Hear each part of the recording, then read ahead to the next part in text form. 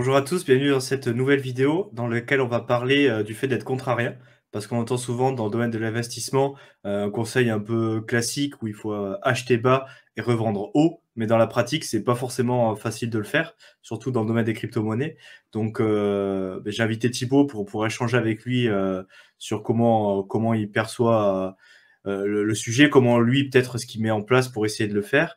Et donc voilà, sur être contrariant, comment on peut faire et essayer d'aller à l'encontre de ce que fait la masse des investisseurs qui au final perdent d'argent parce que en suivant les mouvements de foule, en laissant ses émotions prendre le dessus et voilà, investir dans les moments haussiers et céder à la panique dans les moments baissiers, c'est la meilleure recette au final pour perdre de l'argent.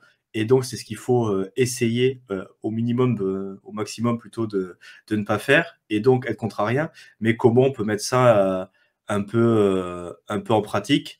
Donc déjà, toi Thibaut, est-ce que tu es familier avec cette notion des contrariens et est-ce que c'est quelque chose que tu essaies d'appliquer dans tes investissements avant de rentrer peut-être dans les détails?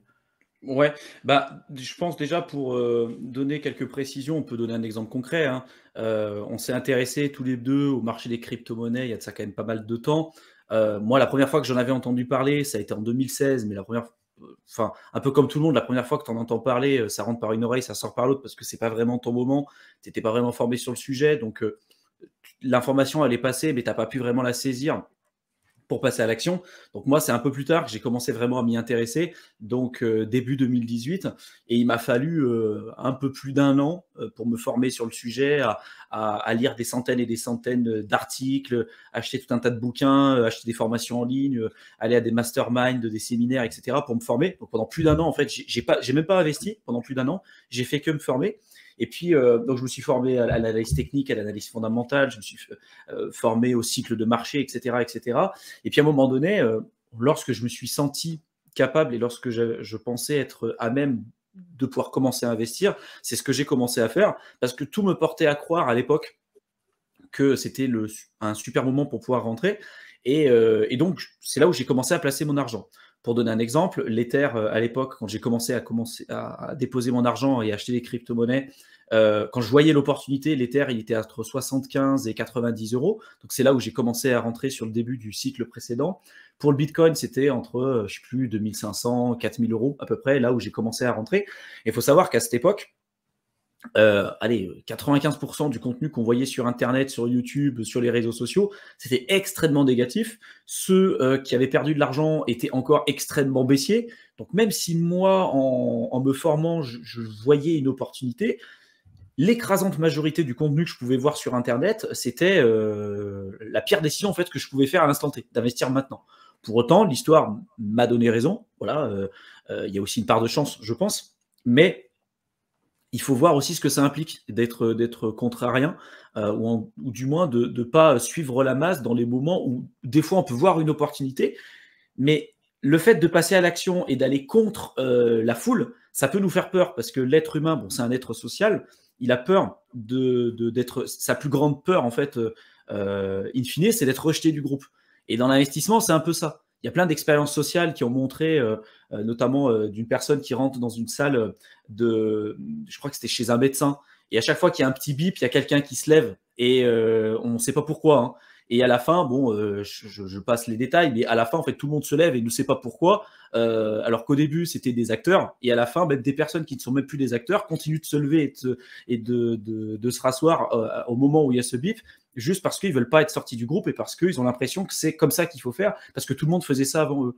Bah, dans l'investissement, c'est un peu pareil. C'est-à-dire que dans l'investissement, on voit que tout le monde fait un peu la même chose. Et comme l'a dit Théo, bah, l'écrasante majorité dans l'investissement et surtout dans le domaine des crypto-monnaies, les personnes perdent de l'argent. Donc si on suit ce que fait la masse, on a plus de chances de perdre de l'argent que d'en gagner. Donc je pense qu'à un moment donné, il y a une part aussi de formation importante, de savoir où est-ce que sont nos limites et là d'où est-ce qu'on souhaite mettre le curseur. Et quand vous voyez des opportunités, c'est OK de se tromper, c'est OK de faire des erreurs et de se dire, bon, bah, j'ai peut-être pas pris la bonne décision, mais il ne faut pas vous attendre à prendre des bonnes décisions quand tout le monde va vous dire que c'est ça qu'il faut que vous fassiez. Voilà. Il y a des choses dans la vie où ça va être le cas, mais dans le domaine de l'investissement, c'est l'une des rares choses dans lesquelles, où quand tout le monde vous dit c'est maintenant qu'il faut investir, c'est ça, c'est un coup sûr, souvent vous êtes sûr à Hmm. 99% que c'est une connerie, que ça ne marchera pas. On l'a vu dans le cycle précédent avec le Bitcoin, quand tout le monde a commencé à mettre les laser eyes en disant c'est bon, Bitcoin à 100 000, c'est acté, parce qu'il y avait plein de modèles mathématiques comme le modèle du stock to flow qui prédisait théoriquement que c'était comme ça que ça allait arriver. Qu'est-ce qui s'est passé finalement? Quand il y avait un consensus global, c'est pas ça qui s'est passé. Voilà. Donc, on n'est jamais sûr de rien, mais être contrarien, souvent ça paye. Mais ça peut être aussi un levier important pour pouvoir se tromper, parce que quand on est contrarien, on va faire ressurgir des peurs un peu reptiliennes, tu vois, des peurs profondes qu'on a au fond de nous, de se sentir rejeté du groupe, d'avoir peur de prendre des mauvaises décisions, et du coup, on va être beaucoup plus sujet au biais émotionnel que quelqu'un, tu vois, qui va suivre théoriquement un peu la masse, parce qu'il aura l'impression de prendre le bon choix. Et souvent, quand le marché monte, les gens, ils vont prendre ça comme étant une confirmation en se disant c'est bon, c'est le bon moment pour acheter parce que le cours monte. Et donc, ça les rassure plutôt que de voir l'investissement comme quelque chose de plus risqué et de plus cher. Alors que inversement, quand ça baisse, c'est le moment théoriquement pour pouvoir acheter, mais les gens le voient comme quelque chose de plus risqué, plutôt que de voir ça comme étant quelque chose de moins cher, donc de moins onéreux, donc théoriquement de moins risqué, si le fondamental n'a pas changé. Tu vois, c'est un peu bizarre la psychologie humaine pour le coup. Oui, ça t'a touché plusieurs points importants. Mais déjà, le fait d'être contrarié, mais c'est difficile, comme tu l'as dit, à tenir, parce que on peut avoir raison et aller à l'encontre de la masse, mais sur des périodes qui peuvent être plusieurs mois, voire plusieurs années, et au final, on a des positions qui bougent pas trop, parce on a compris qu'il y avait peut-être un scénario ou plusieurs scénarios qui allaient se passer, et du coup, on a pris des positions et on pensait avoir raison à court moyen terme, donc dans les 6 prochains mois, et on se rend compte qu'au final, la masse continue un peu dans le délire, on continue à pousser la tendance plus que ce qu'on avait imaginé. C'est le cas, par exemple, pas mal de contrariens qui sont dans le domaine des commodities ou dans le domaine de l'or, où ça fait 10-20 ans qu'ils se disent que le système monétaire va s'effondrer et que l'or va permettre de rebaser tout le système monétaire mondial, et au final, ça se passe pas. Donc peut-être qu'ils auront raison, mais on se rend compte que le marché peut continuer vers des extrêmes pendant encore plus longtemps que ce qu'on pouvait penser. Donc ça implique aussi parfois des coups d'opportunité, même si c'est pas ce qu'on souhaite faire. Mais le fait d'avoir positionné par rapport à un scénario qu'on avait estimé probable sur le court terme et pas suivre la foule, ça peut entraîner de passer à côté d'opportunités. Donc ça va être d'autant plus dur à tenir, parce que non seulement on fait pas comme la majorité des gens, donc on n'est pas conforté dans nos positions, même si on peut avoir fondamentalement raison. Mais là, il y a tout l'aspect social que tu as décrit qui va être compliqué à tenir. Mais en plus, il y a l'aspect, je passe à côté de bonne occasion. Et moi, j'ai vu pas mal de bouquins de gestionnaires de fonds qui sont plus portés sur la valeur et être défensif et sur le long terme.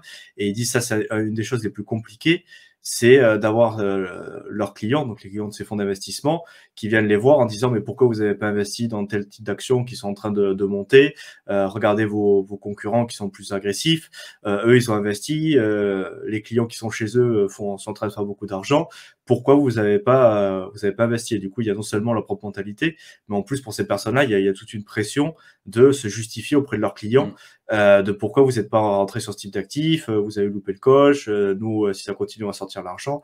Et donc, c'est assez compliqué. Et après, ce que je voulais aborder aussi, j'ai un peu perdu ce que je voulais dire, mais non, mais il y a un point, je vais rebondir le temps que tu réfléchisses. C'est que tu as dit aussi que le fait d'être contrarien, il y a des fois dans l'investissement, ça peut être intéressant parce que ça peut payer. Mais comme tu l'as dit, il y a des fois où ça paye pas du tout. Vous pouvez être en avance, très en avance par rapport à votre temps. Il y a un film que je vous invite à voir qui s'appelle The Big Short aussi, qui présente un peu ce qui s'est passé lors de la crise des subprimes en 2008, où on voyait que tout le monde commençait à donner des prêts à n'importe qui, même ceux qui n'étaient pas solvables. Et certains gestionnaires de fonds, j'ai plus les noms en tête, ont réussi à voir en fait le problème là-dedans et se dire punaise, c'est un château de cartes, à un moment donné, ça va s'effondrer. Et ce qui montre, ce qui est intéressant dans le film, c'est que c'est des gens qui ont vu en fait cette crise des subprimes avant tout le monde, mais ils étaient trop en avance par rapport à leur temps et ils n'avaient pas estimé la possibilité à ce que ça continue encore pendant quelques temps. Et eux, donc ils étaient short sur le marché, ils avaient parié à la baisse parce que pour eux c'était un château de cartes qui allait s'effondrer, et pendant plusieurs mois, ils montrent que c'est des personnes qui avaient parié des centaines de millions, voire à un moment donné même plusieurs milliards, et ils continuaient de perdre de l'argent parce qu'ils voyaient qu'à un moment donné ça allait s'effondrer, mais le marché continuait de monter, jusqu'au moment où oui en effet ils ont eu raison, mais pendant un certain temps, ils ont perdu de l'argent parce qu'ils étaient trop en avance par rapport à leur temps. Donc, être contrarien, c'est aussi aller contrairement enfin aller contre la foule, contre ce qui se fait à l'instant T, puis le consensus commun, et puis accepter aussi le fait que derrière, il y a un peu un côté, enfin, je sais pas comment on peut le dire, mais la débilité humaine, quoi, de se dire jusqu'où on est capable d'aller, tu vois.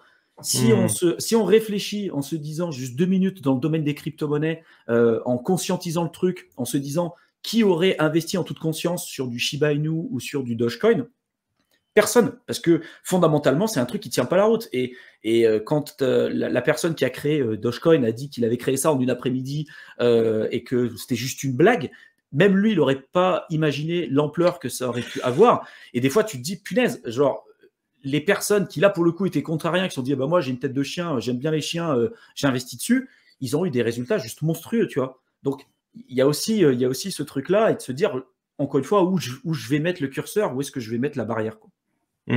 Après, du coup, là, ce que je voulais dire, que j'ai retrouvé en cours de route, c'est que si vous êtes, comme on l'a dit au début, dans un schéma narratif, au final, c'est rassurant de se dire, par exemple, voilà, j'ai acheté du Bitcoin, tout le monde est en train de me dire que ça va monter jusqu'à 100 000, il y a un gros consensus, moi, je suis là-dedans, et du coup, ça rassure, au final, d'avoir quasi une certitude que ça va aller vers un certain scénario, alors qu'au final, comme tout le monde et comme la masse est calée sur ce scénario-là, il va forcément se passer quelque chose pour rééquilibrer et les gens vont anticiper et le commun des investisseurs va se faire avoir parce qu'il ne sera pas suffisamment réactif dès qu'il y aura un retournement de tendance, dès qu'il y aura quelque chose qui viendra réfléchir le scénario.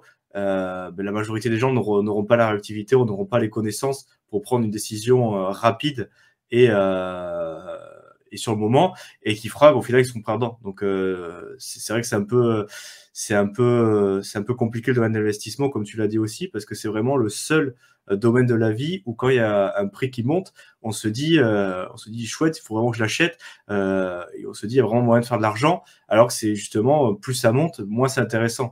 Je veux dire, dans tous les domaines de la vie, là on entend beaucoup parler de l'inflation, l'essence, les vêtements, la nourriture. Et on se dit pas au final quand on va au supermarché, mon plat préféré ou ma nourriture préférée a fait un x2, a pris x2 en prix, mais je vais en acheter plus parce que ça me donne encore plus envie de l'acheter.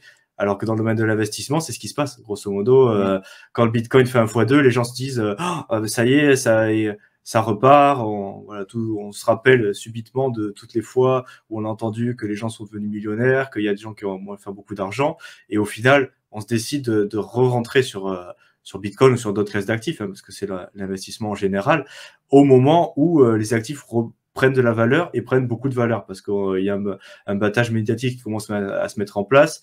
La plupart des gens, c'est à travers des journaux traditionnels, donc voilà, dès que les journaux médias classiques et un peu mainstream commencent à en parler, c'est déjà trop tard, c'est-à-dire que la hausse des prix est déjà actée, le cycle aussi est déjà acté, donc il y a un consensus, voilà, qu'on est rentré en bull market, que la hausse des prix est là, et il y a beaucoup de personnes qui participent à renforcer le cycle haussier à ce moment-là, parce qu'ils se disent, voilà, il y a les émotions qui arrivent en se disant, c'est bon, c'est reparti, au final, c'est pas mort, moi je pensais que c'était mort le Bitcoin, je pensais que c'était pas intéressant d'investir, et vite, il faut rentrer maintenant, parce que ça commence à rentrer, on voit qu'il y a moyen de faire de l'argent, il y en a qui commencent à faire des beaux rendements, moi aussi je veux y participer. Et c'est justement, voilà, là, du coup c'est un exemple de quelqu'un qui est pas du tout contrarien, qui va se laisser guider par ses émotions et par la tendance globale de la masse, et qui a de grandes chances de perdre de l'argent. Donc c'est vraiment aussi savoir ça avant d'investir, parce que voilà, c'est un peu particulier, et on n'est pas forcément rationnel et objectif par rapport à ça, et même si on se dit qu'on va pas être sujet à tout ça,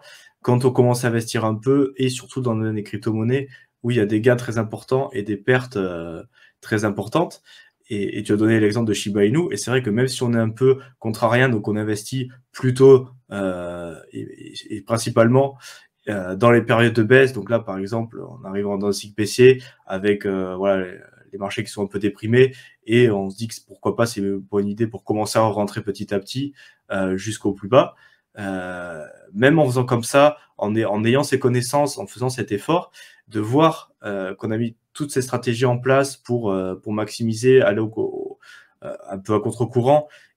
Et au final, il y a des gens qui font beaucoup plus d'argent en y allant voilà, all-in sur Shiba Inu, en suivant aucun fondamentaux ou en suivant la masse. et en étant assez tôt dans un mouvement de masse. Et au final, ils ont des rendements supérieurs. Donc, c'est aussi un point qu'il faut tenir en compte, c'est que même en étant contrarien et même en faisant les choses du mieux possible, il y aura toujours des gens, et c'est souvent des news un peu feel good, c'est-à-dire que voilà, des nouvelles qui se répandent assez vite, que voilà, beaucoup de gens ont fait de l'argent en y allant sans aucun fondamentaux, en y allant voilà, all-in sur un shitcoin, et il y avait des résultats 10 fois plus importants que vous. Mais après, voilà, ce qu'il faut tenir en compte aussi, c'est que c'est possible en ayant un coup de chance, mais que ces gens-là, il y a très peu de chances qu'ils arrivent à réitérer ce résultat sur le long terme. Et si on a un plan, une stratégie sur le long terme avec des objectifs chiffrés et avec voilà, vraiment une vision long terme et de défendre son portefeuille et son capital sur une longue période, voilà, adopter ce genre de stratégie, sur un coup de chance, ça peut marcher, mais c'est pas dans l'esprit contrarien, c'est pas dans l'aspect défensif, préserver sa valeur, et il y a de grandes chances que ces personnes-là voilà, n'arrivent pas à reproduire ces succès régulièrement. Et voilà, déjà, si elles arrivent à conserver le capital, c'est déjà bien. Donc, voilà. Ce qu'on expliquait souvent sur les vidéos qu'on a traitées ensemble, c'est que le marché, c'est un très mauvais professeur. C'est-à-dire que tu peux très bien commencer aujourd'hui à faire les choses correctement, tu fais une bonne allocation d'actifs, tu crées un budget, tu fais attention à tes risques, tu connais ton profil d'investisseur, tu fais attention aussi, tu fais d'analyse technique, tu fais d'analyse fondamentale, tu t'embêtes à faire toutes ces choses-là qui en réalité sont bien, et ça a été prouvé scientifiquement, il y a plein de choses qui montrent que tu es dans la bonne direction. Et des fois tu peux te rendre compte que même en faisant tout ça, tu peux te faire surperformer par quelqu'un qui est complètement débutant, qui va faire un all-in sur un Shiba Inu, et tu dis en fait pourquoi je m'embête à faire tous ces trucs-là. Par contre, comme l'a dit Théo, c'est que même si le marché, c'est un mauvais professeur, c'est-à-dire qu'on peut même des fois être pénalisé en prenant des bonnes décisions, parce qu'on ne sait pas jusqu'où peut aller la bêtise humaine, et des fois on peut avoir raison avant l'heure avec tous les exemples qu'on a évoqués tout à l'heure.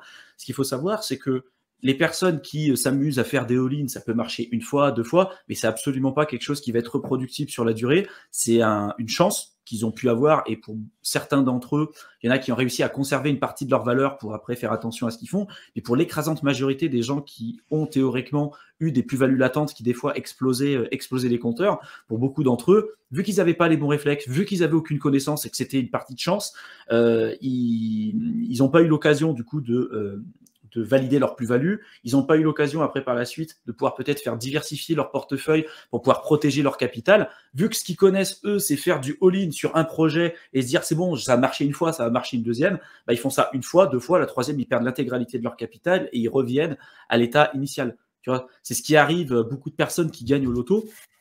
Il y a plein de témoignages comme ça, de personnes qui n'ont pas les bases sur les finances personnelles, sur la gestion de budget, sur tout un tas de choses.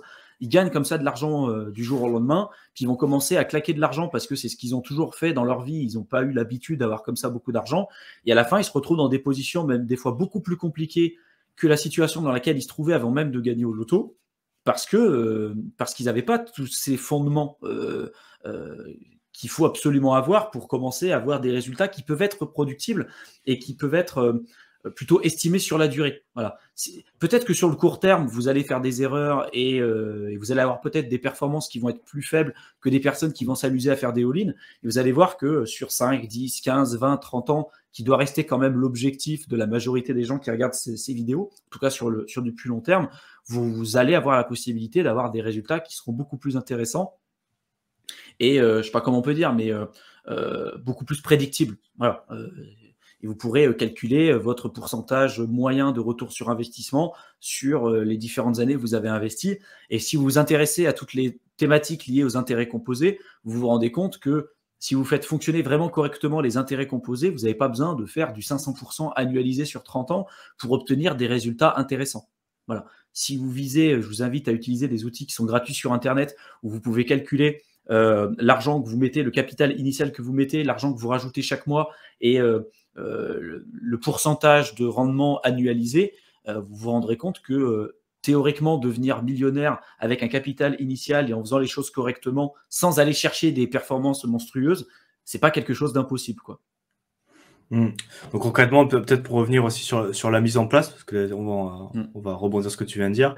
Donc il faut aussi s'attendre, déjà passer par avoir une stratégie, connaître les fondamentaux de la classe d'actifs dans lequel on achète pour savoir déjà se situer dans le cycle. Est-ce que c'est un bon moment pour acheter, est-ce que c'est un bon moment pour vendre?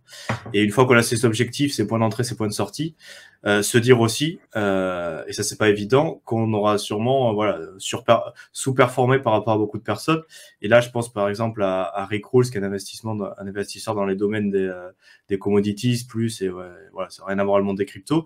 Mais lui, il dit en gros, quand la grosse vague haussière arrive, il est déjà sorti de ses positions, mais parce qu'il a une approche où il conserve son capital. Donc c'est vraiment, il sait quel capital il a mis, il a des objectifs de sortie. Une fois qu'il a récupéré son principal plus la plus-value qu'il souhaitait faire, voilà, il sort. Et c'est vrai qu'après, il passe à côté peut-être de x2, x3 qui auraient pu être faits, mais au moins, le capital est protégé, il y a des gains qui sont verrouillés. Et donc ça, cette approche-là, sur le long terme, c'est une approche qui va être gagnante forcément parce que vous avez cette idée de conserver le capital. Parce que le pire qui peut vous arriver, c'est la perte de capital, l'investissement. Voilà, la perte définitive. C'est même pas, on parle pas de plus-value latente et de portfolio que vous pouvez pas sortir. C'est vraiment sortir au mauvais moment, être rentré au mauvais moment et sortir en perte et du coup perdre du capital, une partie, voire la totalité de votre capital, si, dans le cas où ça se passe mal. Donc, il faut aussi s'attendre à avoir des résultats peut-être un peu moindres que les gens qui ont eu de la chance ou qui ont été beaucoup plus agressifs, mais aussi de relativiser en se disant que sur le long terme, historiquement, on met toutes les chances de notre côté de préserver et augmenter ce capital. Et du coup, voilà, comme on l'a dit, il faut se former, il faut continuer de suivre et avoir une stratégie la plus claire possible et qui soit cohérente par rapport à vos objectifs et par rapport à ce que vous voulez mettre en place dans le futur, quoi. Je sais pas si tu veux rajouter quelque chose, Non, toi, non, Thibaut? pour terminer, c'est ce qu'on a expliqué à plusieurs reprises sur les vidéos qu'on a traitées ensemble. Le capital, c'est, un peu l'outil pour l'investisseur. Un peu comme, un livreur qui aura besoin de son camion ou de sa voiture, bref, pour aller livrer, les clients. C'est un outil et c'est ça qui va lui permettre de gagner de l'argent. Pour l'investisseur, c'est son capital. S'il perd son capital, il n'a plus la possibilité, enfin, il perd son outil de travail.